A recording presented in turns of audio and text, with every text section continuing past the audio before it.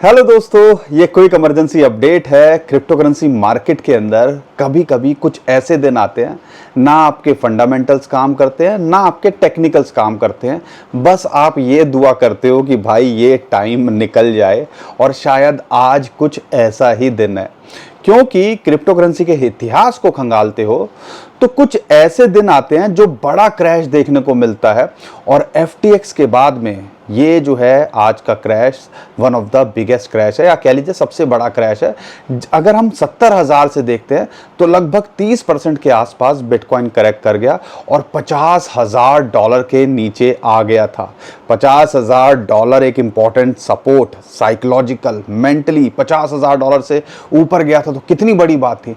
तो $50,000 नीचे आने के बाद तो भैया सबके जो है हालत खराब हो गई थी और बहुत सारे लोग थे जिन्होंने $50,000 के नीचे अपनी पोजीशन या स्टॉप लॉस लगाए होंगे, क्योंकि इसके नीचे नहीं जा सकता। एक इंपॉर्टेंट सपोर्ट है।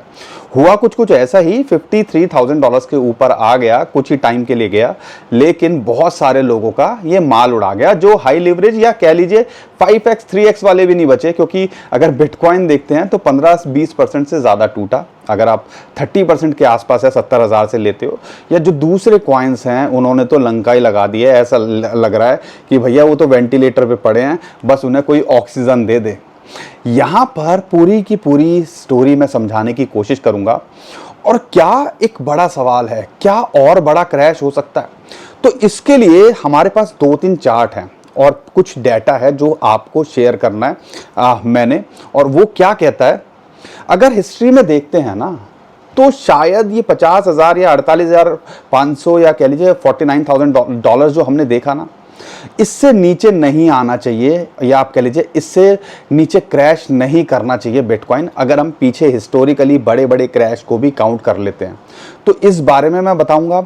और कहाँ क्यों $50,000 पे सपोर्ट है, इसको नहीं तोड़ना चाहिए और यहाँ से ऊपर हैं तो हम टेंशन फ्री हैं। ऐसा नहीं है कि यहाँ पर हम बेयर मार्केट के अंदर चले गए हैं, लेकिन वो जो लेवल है 50 से $48,000 उसके नीचे जाता है तो टेंशन वाली बात है। तो कह सकते हैं कि लंबे समय के लिए हम फंस सकते हैं।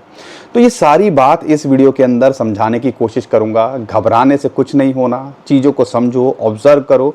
और जब मैं ये चार्ट शेयर करूंगा तो आपको एक आइडिया लग जाएगा कि ये सब कुछ शॉर्ट टर्म में होता है। ये मैन्युपुलेटर्स जो होते हैं शॉर्ट टर्म में खेलते हैं, लेकिन देर सवेर में चीज़ें रिकवर हो जाती हैं। इसको समझाने की कोशिश करूंगा। और सिचुएशन कैसी भी हो, हम ऑलरेडी एक वीडियो बना चुके हैं, लेकिन मुझे पता है जो भी इंफॉर्मेशन अपडेट आ रही है मेरे भाई बहन को चाहिए होगी तो हम शेयर करें। इसीलिए कह रहे हैं हमारे चैनल को सब्सक्राइब कर लो, जितनी ज़रूरत आपको है हमें भी है। और वीडियो को शेयर और लाइक ज़रूर करिएगा, साथ बना रहना चाहिए, ठीक है। सबसे पहले मैं न्यूज़ की बात करता हूं। न्यूज़ हम सबको पता है, एक्चुअल में दिखाया जा रहा है कि ईरान इजराइल एक बड़ा जो है इशू है, एक्चुअल में है भी। लेकिन अगर देखते हैं तो जो ग्लोबल रिसेशन की बात कर रहे हैं, यूएसए के अंदर रिसेशन आ जाता है, वो इससे ज़्यादा बड़ा जो है कहीं ना कहीं हमें इशू दिखता है। तो ये दो बड़े इशू हैं जिसकी वजह से हमें फिलहाल मार्केट क्रैश होते दिख रही है। और ग्लोबल मार्केट के अंदर किसी कंट्री, हमारी इकोनॉमी से बड़ी इकोनॉमी कहते हैं जापान की, जापान का अगर इंडाइसिस निक की बात करते हैं तो इन्होंने जो है इंटरेस्ट रेट कम किए थे, लेकिन 15% उसका इंडेक्स गिरना, किसी कंट्री का मेन इंडेक्स गिर जाए वो भी 15%, तो कोई छोटी मोटी बात नहीं है। यूरोपियन मार्केट, एशियन मार्केट 5-5, 10-10% यहाँ टूटी हुई है। और रात को यूएसए की मार्केट कैसे रिएक्ट करती है वो बड़ा इंपॉर्टेंस यहाँ रोल प्ले करने वाला है। अगर वो भी टूटते हैं तो हो सकता है दोबारा से $50,000 को या $48,500 को बिटकॉइन टेस्ट करता दिखे। तो ये चीज़ों की हमें देखना है कि ये जो अगले 24 से 48 घंटे हैं, ईरान इजराइल क्या करते हैं। सुनने में आ रहा है 24 से 48 घंटे में वो कुछ ना कुछ बवाल हो सकता है, वो भी इम्पैक्ट डाल सकता है। यूरोपियन मार्केट कैसे रिएक्ट करते हैं वो भी इम्पैक्ट डाल सकता है, क्योंकि वहाँ पे अगर एम्प्लॉयमेंट डाटा की बात करते हैं तो वो भी जो है अनएक्सपेक्टेड था, आउट ऑफ द सिलेबस था। कोई उम्मीद नहीं कर रहा था कि इतना आएगा, क्योंकि हर कोई इंटरेस्ट रेट कट करने की बात कर रहा था। तो ये सारी चीज़ों ने एक जो है माहौल बना दिया और इसकी वजह से यहाँ पे हमें प्रेशर देखने को मिल रहा है ग्लोबल मार्केट पे। और उसकी वजह से ही बिटकॉइन की भी हालत और क्रिप्टो करेंसी मार्केट की भी हालत खराब हो गई। ये तो थी न्यूज़। इन चीज़ों को समझना है। और शाम को मार्केट कैसे यूरोपियन मार्केट तो अच्छा नहीं कर रही है, लेकिन हाँ अगर अमेरिकन मार्केट अच्छा नहीं करती हैं शाम को तो हो सकता है बिटकॉइन दोबारा से रीटेस्ट करे। अगर मान लो ठीक है चीज़ें संभल जाती हैं तो यहाँ से बाउंस बैक करता दिखेगा। ये न्यूज़ के अगर पर्सपेक्टिव से देखते हैं। लेकिन अगर मैं ये चीज़ हटा के चार्ट्स में देखता हूँ तो क्या निकल के आता है। मेरे पास इसके लिए आपके लिए दो चार्ट हैं और दोनों चार्ट के अंदर डिफरेंट डिफरेंट पर्सपेक्टिव है। सबसे पहले मैं बात करता हूँ कि अगर मान लीजिए यहाँ पर बिटकॉइन पीछे की हिस्ट्री को देखते हैं तो 4-5 बड़े इवेंट हुए हैं पिछले, अगर आप 4-5 साल के अंदर देखते हो, जिसके अंदर हमने जिस महीने में ही आप कह लीजिए जब उससे बड़ा क्रैश देखा है। एक तो था कोविड का टाइम, कोरोना का टाइम, जिसके अंदर लगभग हमने बिटकॉइन को 58% क्रैश करते देखा था। और मैं क्रैश क्या कह रहा हूं, उसका पीक ले रहा हूं और बॉटम ले रहा हूं, क्लोजिंग और ओपनिंग नहीं ले रहा हूं। तो मतलब अगर टॉप से लेके बॉटम की बात करते हैं तो डिफरेंस था वो 60% या 58% का था। अगर उसको छोड़ देते हैं तो हमने रशिया यूक्रेन भी देखा था, वो था फरवरी के अंदर 2022 के अंदर, और वहां पे लगभग 28%। इस बात को नोटिस करना कि क्यों हम कह रहे हैं कि 48,500 या आप कह लीजिए $50,000 का जो जोन है वो एक बॉटम आप कह सकते हो बनता है। 28%, 28.5% यहाँ पे हमने करेक्शन देखी थी जब ये रशिया यूक्रेन का कांड शुरू हुआ था 1 महीने के अंदर। फिर हम FTX की बात करते हैं तो 27.91% यानी कि 28% के आसपास ही हमने इसका जो है क्रैश देखा था, या टॉप से बॉटम हमने करेक्ट करते देखा था। उसके बाद बिटकॉइन ETF वाला भी कांड हुआ था। बिटकॉइन ETF लॉन्च होने के बाद हमें पता है कि ये सस्ते में खरीदने की कोशिश करते हैं और यही उम्मीद थी इथेरियम भी ये सस्ते में ही खरीदने की कोशिश करेंगे। तो बिटकॉइन के ETF जब लॉन्च हुआ था $49,000 से सीधा ये $37,000 ले आए थे। वो मेरे ख्याल से 20-21% का क्रैश का जो है क्रैश था, तो उसको हमने कंसीडर नहीं किया। और सेम ईरान इजराइल का भी अभी अप्रैल में ये जो शुरू हुआ था कांड होना, तो वहाँ की बात करते हैं तो लगभग 14% का तब क्रैश देखने को मिला था, या मार्केट वोलेटाइल थी। इंटरेस्टिंगली अभी जो हम 70,000 से ये $49,000 को कैलकुलेट करते हैं, या ये जो बॉटम हुआ है या आप कह लीजिए अभी डिप लिया है $49,000, ये भी 28% ही बनता है। तो अगर पिछले 5 साल को छोड़ दें, कोरोना को छोड़ दें, तो 28 या 30% से नीचे बिटकॉइन नहीं क्रैश किया है। अगर हम ओवरऑल सिचुएशन को देखते हैं किसी न्यूज़ की वजह से, किसी सिचुएशन की वजह से, तो ऐसा लगता है क्या ग्लोबल सिनारियो हो, ईरान इजराइल हो, मार्केट अनसर्टेनिटी की बात हो, ग्लोबल क्रैश हो, या आप कह लीजिए रिसेशन की बात हो, तो ये एक इम्पॉर्टेंट सपोर्ट जो है रोल प्ले करना चाहिए। अगर नहीं करता है तो भैया हो सकता है हमें कुछ महीने लग जाएं फिर अच्छी खासी रिकवरी दिखाने में। अगर यहाँ कर जाता है, क्योंकि अगर आप देखते हो एक और जो चार्ट मैं आपके साथ शेयर कर रहा हूँ, एक चैनल के अंदर बिटकॉइन ट्रेड करता है और ये जो फिबोनाची की रेशियो है 0.618 एक इंपॉर्टेंट रोल प्ले करती है। आपको याद होगा जब बिटकॉइन के ETF लॉन्च हुए थे उसको हिट किया और उसके बाद सीधा हम $37,000 के आसपास देखा था। सेम जब इसको इसने दोबारा ब्रेकआउट किया फिर हमने $70,000 बिटकॉइन का प्राइस देखा था, या नया ऑल टाइम हाई बनाते देखा था कुछ ही हफ्तों के अंदर। तो आप कह लीजिए ये एक इंपॉर्टेंट सपोर्ट का काम करता है, और फिलहाल इसी को इसने टेस्ट किया। $48,500 आता है, $49,000 पे आया और वहां से बाउंस बैक कर गया। अब आप समझ सकते हो ना कि ये क्यों कर गया होगा, क्योंकि फिबोनाची की रेशियो 0.618 एक इंपॉर्टेंट रोल प्ले करती है और $50,000 एक साइकोलॉजिकल सपोर्ट है। तो आप कह लीजिए 48 से $50,000 का जो जोन है वो अब एक इंपॉर्टेंट सपोर्ट जोन है। अगर यहाँ नहीं टिकता है तो समझ लीजिएगा बहुत बुरे हालात हो सकते हैं, कुछ महीनों के लिए या कुछ लंबे टाइम के लिए बेयर मार्केट के अंदर जा सकते हैं। लेकिन अगर इसके ऊपर रहता है तो नथिंग टू वरी।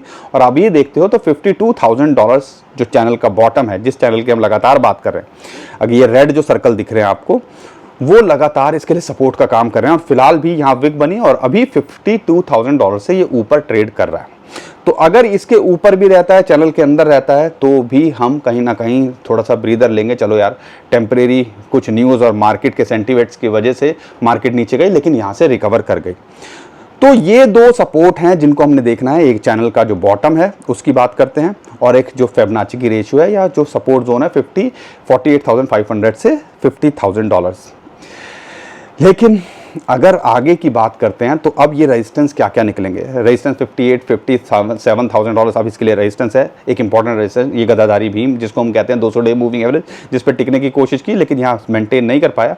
लेकिन हिस्टोरिकली अगर देखते हैं, जब भी हम बुल मार्केट के अंदर होते हैं, बिटकॉइन के बॉटम को देखते हैं, तो कुछ हफ्तों के अंदर ही इसके ऊपर ये आ जाता है, जो कि लगभग $61,000 के ऊपर बनता है। तो अगर बन जाता है तो फिर वही कह देंगे ठीक है करेक्शन आई थी और यहाँ से हम मार्केट वापस चली गई माल को उड़ा के, या जो कच्चे दिल वाले कह लो या कुछ भी कह लो। आज की डेट में तो इसके कई बार तो ऐसा लगता है क्रिप्टो करेंसी के अंदर टिकने के लिए तो हमें लोहे का दिल चाहिए। ये हमारे दिल के बस की बात नहीं है, क्योंकि हालत सच में सबकी ख़राब है, हमें भी डर लग रहा है। लेकिन जो चीज़ें हमने पिछले 10 साल में देखी हैं, ऐसी चीज़ें हमने देखी हैं, इसीलिए हम ज़्यादा परेशान नहीं हैं। हमने 2 चीज़ों पे अपना माइंड क्लियर किया हुआ है, लॉन्ग टर्म के हिसाब से क्या देख रहे हैं और शॉर्ट टर्म में है तो लाइंस पे ट्रेड कर रहे हैं, स्टॉप लॉस लगा रहे हैं और स्टॉप लॉस हिट भी हो रहा है। मैंने ये नहीं कह रहा हूँ कि स्टॉप लॉस, क्योंकि यहाँ पे टेक्निकल्स कुछ कर नहीं सकते। अब आप कितना स्टॉप लॉस लगा लेते और कितना मार्जिन भर लेते, तो स्टॉप लॉस नुकसान भी हो रहा है, ऐसी बात नहीं है कि नहीं होता है। लेकिन हमें उसको बियर करने की क्षमता है, इसको देखना है। क्या हम लंबे समय तक होल्ड कर सकते हैं, उसको देखना है। क्या हम अपना रिस्क उतना ले रहे हैं कि चेहरे पे शिकन ना हो, उसको देखना है। और जब तक आप ये नहीं करोगे तो बहुत परेशानी आपके लिए होने वाली है, और ये चीज़ें आपको समझनी है। उम्मीद करता हूँ एक पिक्चर क्लियर हुई होगी, क्या कांड चल रहे हैं, चार्ट्स क्या बोलते हैं, कैसे कैसे डाटा हिस्टोरिकली बोलता है। और जो मैंने बताया, रशिया यूक्रेन की बात करता हूँ, ईरान इजराइल की बात करता हूँ, FTX की बात करता हूँ, बिटकॉइन ETF लॉन्च के बाद में जब करेक्शन हुई थी, कोविड की बात करता हूँ, तो आप खुद आइडिया लगा सकते हो कि जब हमने वो सब चीज़ देख ली और उसके बाद हम मार्केट में आज भी उससे कई अब ऊपर खड़े हैं, तो टेंशन क्यों लेनी। लेकिन टेंशन किस चीज़ के लिए होती है, वो होती है ऑल्ट कॉइन्स के लिए। ऑल्ट कॉइन्स का नाम सुनते ही इस टाइम तो दिल की धड़कनें बढ़ने लगी हैं, क्योंकि 20% से कम तो कोई बात ही नहीं कर रहा है कि मैं नीचे हूँ। इथेरियम जैसा कॉइन जो कि $2000 $2100 के आसपास आ गया था, तो किसी और की क्या बात करें। और अगर इथेरियम की बात करते हैं, फिलहाल इसको कह लीजिए $2400 के ऊपर आना ज़रूरी है। अगर $2000 के आसपास मिल जाए तो एक बहुत बढ़िया एंट्री होती है। लेकिन फिलहाल कई लोग 90% लोग यही कहेंगे हमारे पास पैसे नहीं है। आपके पैसे नहीं है तो चद्दर तान के सो जाओ, रिलैक्स करो, फैमिली को टाइम दो, हफ्ते 2 हफ्ते महीने भर के लिए, 1-2 महीने के लिए छोड़ दो क्रिप्टो करेंसी मार्केट। जितना देखोगे खून फूकेगा। और यहाँ पे पोर्टफोलियो ऊपर नीचे अगर लाख रुपए के 50,000 रुपये रह गए हैं तो भैया सेल करके करोगे क्या। बट बाकी आपको डिसाइड करना है। इसलिए मैं कहता हूँ रिस्क उतना लो जितना आप झेल सको, क्योंकि ऐसे दिन जब आते हैं ना तो क्रिप्टो करेंसी किसी को बख्शती नहीं है, माफ़ नहीं करती है। लेकिन जब इससे मार्केट से लोग निकलते हैं तो फिर असली खेल वो देखते हैं या कमा सकते हैं, कमाते हमने देखे हैं, हम खुद का एक्सपीरियंस आपके साथ शेयर कर रहे हैं। तो ये सारी चीज़ें देखनी है। अगर मैं बात करता हूँ यहाँ पे दूसरे कॉइन्स की, सबकी बैंड बजी हुई है और सब आज की डेट में ऐसे रेट पे हैं। थोड़ी हिम्मत कर दो, 15-20% और क्रैश कर जाएं फिर भी टेंशन ना हो, थोड़ी हिम्मत कर दो। तो क्या है, मैं मैटिक की बात करता हूँ, $0.5 के नीचे ही इतना अच्छी अपॉर्चुनिटी लग रही थी और ये तो उस लेवल पे आ गया जहाँ से ये चला था, वो आप कह लीजिए 2022 के लो पे आ गया, $0.36 के आसपास एंट्री बनती है। फ्लॉकी जो है या मीम कॉइन के अंदर आप अवॉइड कर सकते हो, लेकिन मीम कॉइन अच्छा कर सकते हैं। लेकिन अगर आप यूज केस लोगे, जैसे कि मैटिक हो गया, डॉट $3.5 के आसपास आ गया था, जो उसका पुराना प्रीवियस लो था, उससे नीचे कभी गया ही नहीं, तो इस पे तो एंट्री बनती है, तो वो ले सकते हो। गाला 0.0215 पे आ गया, इससे नीचे कभी गया ही नहीं था, तो यहाँ इस पे एंट्री बनती है। एप्टॉस $4.5 के आसपास आ गया, एंट्री बनती है। ADA $0.3 पे आ गया, जहाँ से चला था वहीं आ गया।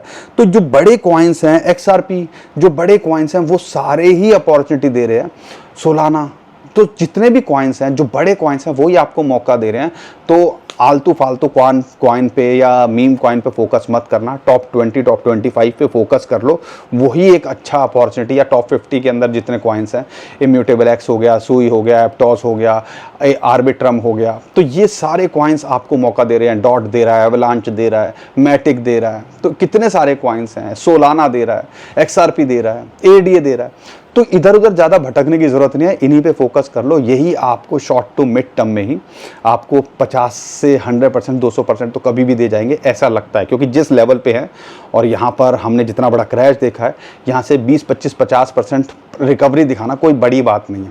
और लॉन्ग टर्म में देख रहे हो तो शायद एक अपॉर्चुनिटी है जो 1 साल के बाद में आपको रियलाइज़ होगी। आज किसी को रियलाइज़ नहीं होगा, आज तो सबको गुस्सा है, हमें भी परेशानी लग रही है, झल्लाए पड़े हैं, अब रात को नींद नहीं आ रही है, परेशान हैं, इरिटेट हैं, और लेकिन कोशिश वही चल रही है, अगल बगल से कुछ मिल जाए जहाँ कुछ लेके हम उसके अंदर डाल सकें, लेकिन उतना ही डालना जितना रिस्क ले सको और यहाँ पर आपकी रातों की नींद खराब ना हो और आपकी सेहत पे फ़र्क ना पड़े। उधार लेके कुछ करना, अपने पोर्टफोलियो का 5 से 10% से ज़्यादा एक्सपोजर होना आपके लिए हितकारी नहीं है, क्योंकि जैसी मार्केट है तो आपको पता ही चल गया होगा कि क्यों हम बोलते हैं 5 से 10-15% ज़्यादा से ज़्यादा 20% ज़्यादा एक्सपोजर नहीं होना चाहिए, क्योंकि ऐसे दिन आते हैं तो फिर आपका मानसिक संतुलन या सब कुछ कह लीजिए दिमाग काम करना बंद कर देता है। बाकी दोस्तों आज के लिए इतना ही था। उम्मीद करता हूँ हर बार की तरह आपको कंटेंट अच्छा लगा होगा। वीडियो लाइक कर दीजिएगा। माहौल तो ऐसा ही है कि कुछ भी करने का मन नहीं करता है, तो कम से कम लाइक ही खेल लें, ठीक है। शेयर कर दीजिएगा और घबराइए मत, सिचुएशन सुधरेगी, बस थोड़ा टाइम देने की ज़रूरत है। उम्मीद करता हूँ हर बार की तरह आपको वीडियो पसंद आई होगी। शेयर करके जाइएगा, लाइक करके जाइएगा। अभी के लिए विदा लेता हूँ और ट्विटर टेलीग्राम को फॉलो कर लीजिए इंस्टेंट अपडेट के लिए। वहाँ पे हम लगातार जो भी इन्फॉर्मेशन आ रही है वो भी शेयर करने की कोशिश करें, लेकिन नीचे ध्यान रखें, नीचे जो डिस्क्रिप्शन में लिंक है उसी से कीजिएगा। बहुत सारे स्कैमर हमारे नाम से स्कैम करने की कोशिश करें, उससे भी आप बच पाओगे। अभी के लिए विदा लेता हूँ। खुश रहिए, मुस्कुराते रहिए, कमाते रहिए। आपका दोस्त पंकज। थैंक यू, नमस्कार, धन्यवाद।